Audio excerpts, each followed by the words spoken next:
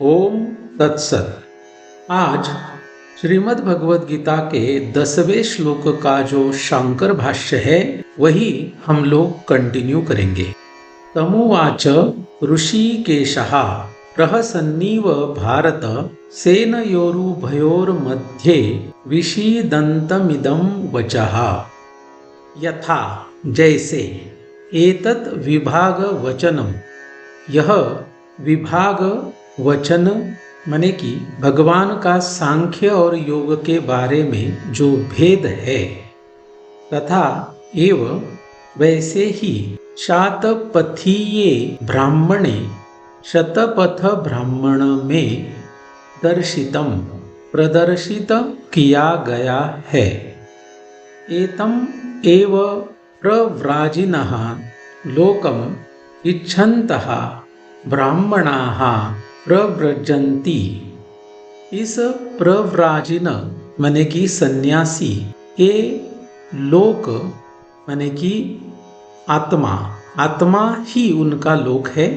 उस लोक को ही चाहने वाले ब्राह्मण सन्यास लेते हैं। बृहद आरण्यक उपनिषद में अध्याय क्रमांक 4 ब्राह्मण क्रमांक 4 मंत्र क्रमांक 22 यहाँ पर कहा है, इति ऐसे सर्व कर्म संन्यासम, सभी कर्मों के संन्यास को विधाय विधान करके तत्शेषेण उस वाक्य के शेष माने कि उर्वरित वाक्य के द्वारा किम प्रजया करिष्यामः येषां नः अयम आत्मा अयम लोकः, जिनका हमारा यह आत्मा ही हमारा यह लोक है, वह हम प्रजा माने कि मनुष्य, पितर और देव के द्वारा क्या करेंगे, इति ऐसे कहा है। शतपथ ब्राह्मण 100 मार्गों का ब्राह्मण माने कि 100 अध्यायों का ब्राह्मण। शुक्ल यजुर्वेद का यह सबसे बड़ा और प्रामाणिक ग्रंथ माना जाता है। वैदिक अनुष्ठानों, यज्ञों की विधियों, सृष्टि की कथाओं और ज्ञान विज्ञान का विस्तृत वर्णन इसमें आता है। माध्यन दिन और काण्व ये 2 मुख्य संस्करण इसके माने जाते हैं। इसका अंतिम भाग बृहदारण्यक उपनिषद है। च और तत्र वहाँ शतपथ ब्राह्मण में एव ही दार परिग्रहात् प्राक् प्राकृतः पुरुषः आत्मा धर्म जिज्ञासा उत्तर कालम लोकत्रय साधनम सह अकामयत पुत्रम द्विप्रकारं च वित्तं मानुषं दैवं च तत्र पितृलोक प्राप्ति साधनं मानुषं कर्म रूपम देवलोक प्राप्ति साधनं दैवं वित्तं च विद्याम। शतपथ ब्राह्मण में ही और जो कहा है वह यहाँ पर देते हैं। पत्नी के स्वीकार से पूर्व प्राकृत माने कि अज्ञ पुरुष, तो पुरुष आत्मा माने कि जीवात्मा, या फिर हम लोग उसको मनुष्य ऐसा कह सकते हैं। धर्म जिज्ञासा माने कि धर्मशास्त्र, या फिर उसको पूर्व मीमांसा या फिर पूर्व शास्त्र भी कहा जाता है। तो उस धर्म जिज्ञासा के उत्तर काल को गुरु समीप अध्ययन करने के बाद उस मनुष्य के पास 2 मार्ग होते हैं। वह एक तो संन्यास ले सकता है या फिर 3 लोक के साधन वह कर सकता है। 3 लोक कौन से है यहाँ पर वह दिया है। 3 माने कि मनुष्य, पितृ और देव लोक के प्राप्ति का साधन वह चाहने लगा।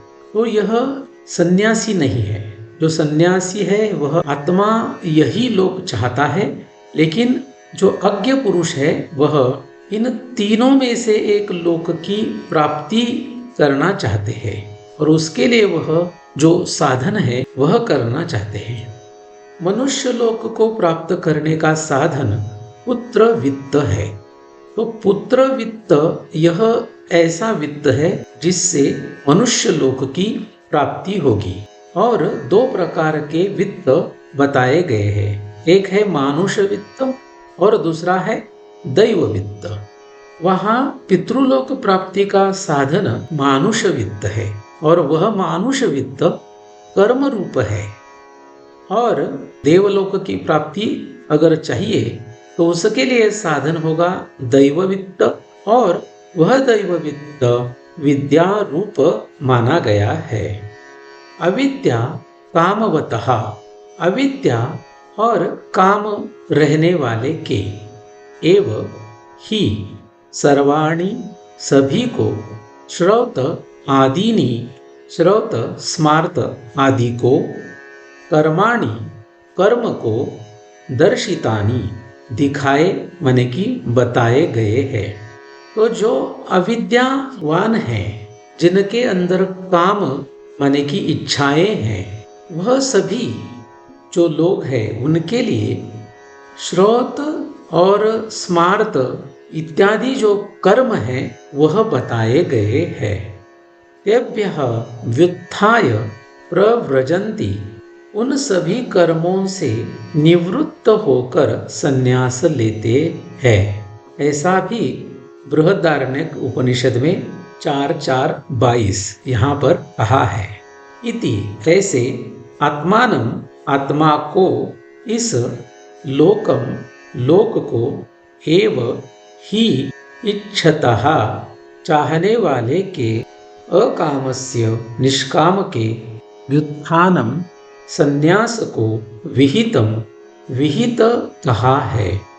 तो जो कर्मों के अधिकारी नहीं है वह उस कर्मों से निवृत्त होकर संन्यास लेते हैं।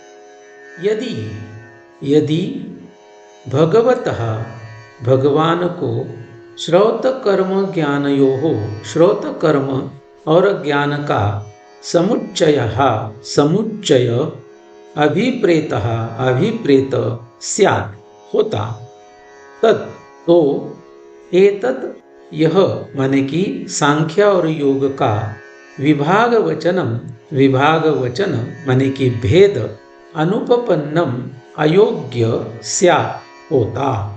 अगर भगवान को श्रौत कर्म और ज्ञान का समुच्चय अभिप्रेत होता तो सांख्य और योग का भेद वचन उन्होंने कहा ही नहीं होता।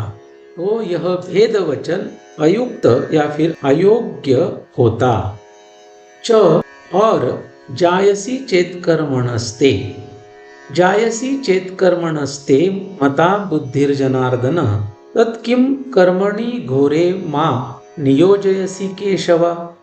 अगर कर्म से तुम्हारा माने कि तुम जो कह रहे हो वह ज्ञान श्रेष्ठ है तो फिर हे केशव मुझे घोर कर्म में क्यों लगाते हो, ऐसा प्रश्न अर्जुन ने पूछा है।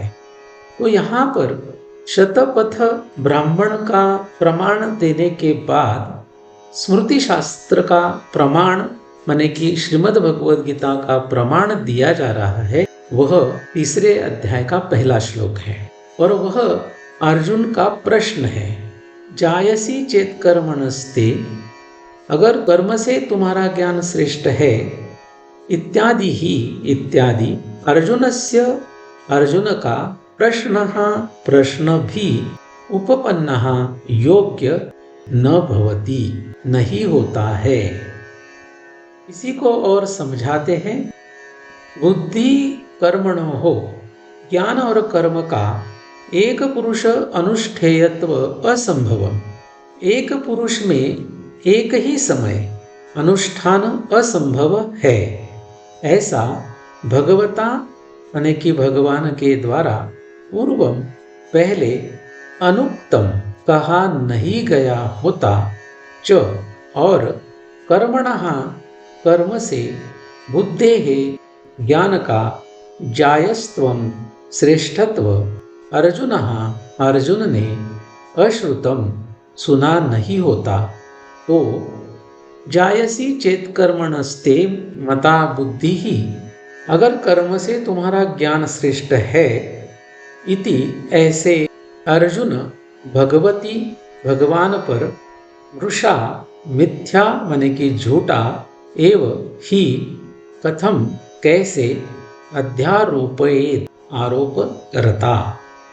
ज्ञान और कर्म का एक पुरुष में एक ही समय अनुष्ठान असंभव है, ऐसा भगवान के द्वारा पहले कहा नहीं गया होता और कर्म से ज्ञान का श्रेष्ठत्व अर्जुन ने सुना नहीं होता।